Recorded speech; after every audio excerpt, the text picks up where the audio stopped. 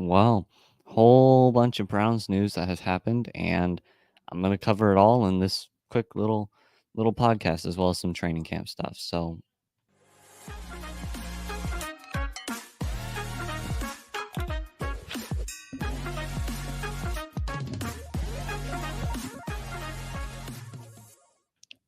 welcome back to a Browns breakdowns, a weird Browns breakdowns on a Thursday. This is not a normal day for me to record, but it's kind of right when training camp is beginning, so I don't care. Lots of Browns news to cover. The biggest one probably Amari Cooper.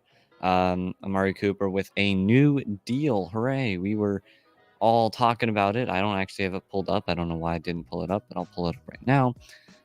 He's got a new deal, so he is officially going to stick around with the Browns for a little longer. Now he is not going to be. Hold on. He's not going to get added years. It does not look like he is getting extension years. So he is still in the final year of his contract at the moment. But he got a raise, guarantee money, all that stuff. So he's now getting more money. He's getting $20 million. There we go. My stupid website isn't loading. It's got too many pop-up ads. These stupid pop-up ads. All right, sorry.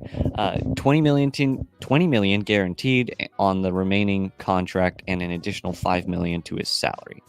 Now, we were all expecting him to get a little bit more guaranteed money since that's what he wanted. We know that's what he wanted because we just knew. I don't really know how, but we knew he wanted more money and more guaranteed money as well. He got that. He got all 20 million guaranteed now. And he also got an extra $5 million raise. So congratulations, Amari. Nice payday. You'd love to see it. But it does still bring up the concern of, is he going to get extended? Because he did not get any extension. He only got money. And personally, I don't think he's going to get extended. I am wearing his jersey right now, too. Maybe if I can. Yep, see, number 2. Hooray. My hair's in the way. I can't turn all the way around and show you guys that I'm wearing it. But Amari Cooper wearing the jersey. I don't think he's going to stick around for much longer. I think this is probably his last year. And if he does continue to come back, he will only be around for another year or so, because I just feel like he's old. Let's be honest. He's old for a wide receiver.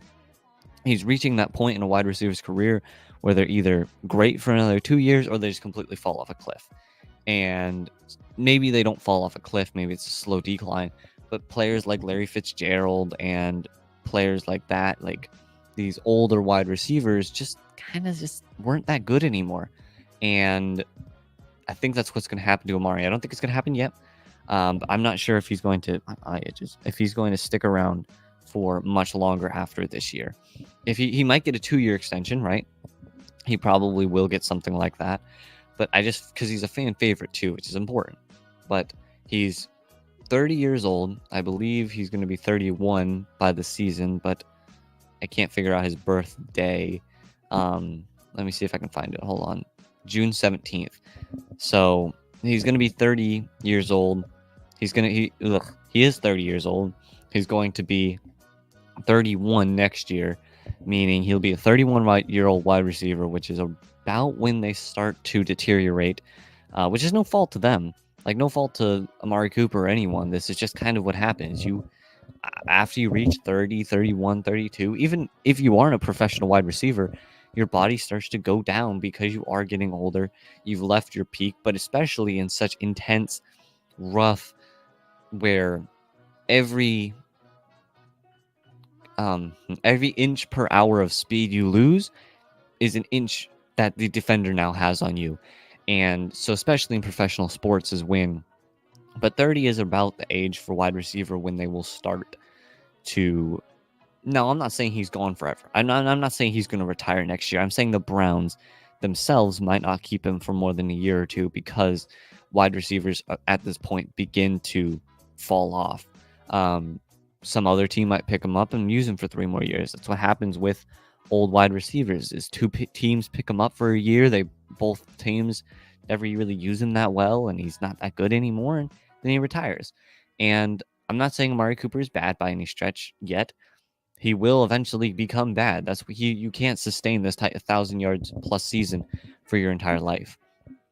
But I think this is the last year or two of Amari. I think if they do extend it, will be a 2 or 1 year contract. But I might be completely wrong. I don't know. He could be coming back for 4 years. I don't think he will. But the wide receiver market is so weird, and good wide receivers are very important and hard to come by. And who knows? So we're looking at about 20 million guaranteed, 5 million extra for his salary. So that's not really going to affect our cap too much. We still need to restructure Deshaun Watson, and Nick Chubb, I think, might still get a restructure this year. So we'll see exactly how that goes. But our cap number right now, the cap isn't that important anymore at this point in the season, since free agents are over, trades are not really going to happen for a while. This is sort of just how this will go. But looking at the cap, I think there definitely will be room for increasing in the cap. And I think we'll definitely be, if we succeed well, if we succeed or whatever, if we succeed this year, I think we'll definitely be buyers in the offseason. And I think that cap number will really be important. Now, speaking of success, are we going to succeed? I don't know. It's NFL football. Who knows? Now, I don't really want to get into season stuff. I want to get into training camp. I want to talk quickly about who to look at. Who do you want to look at? Who do you want to watch? Obviously, Deshaun Watson, Amari Cooper, Nick Chubb, these guys, right? This is all off the top of your head, generic stuff. Now, if you want to look deeper into the training camp and find rookies and stuff, look at DeJuan Jones. I think DeJuan Jones is a very important player to look at. Now, hold on, I want to change something.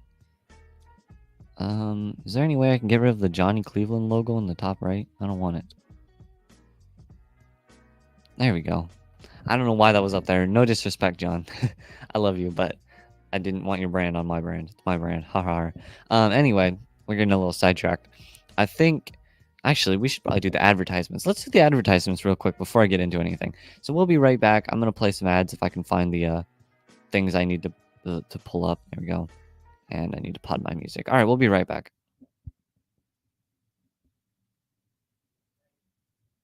All right, we're back. Welcome back to Browns Breakdowns, proud partners of Fanatical Elves Network, Fans First Sports Network. We are not paying bills anymore. Hooray! So we were just quickly talking about training camp before I stopped in the middle. I would like to talk about DeJuan Jones. Watch DeJuan Jones. He was very good last year. I think he's an important player to watch because I think he will be a crucial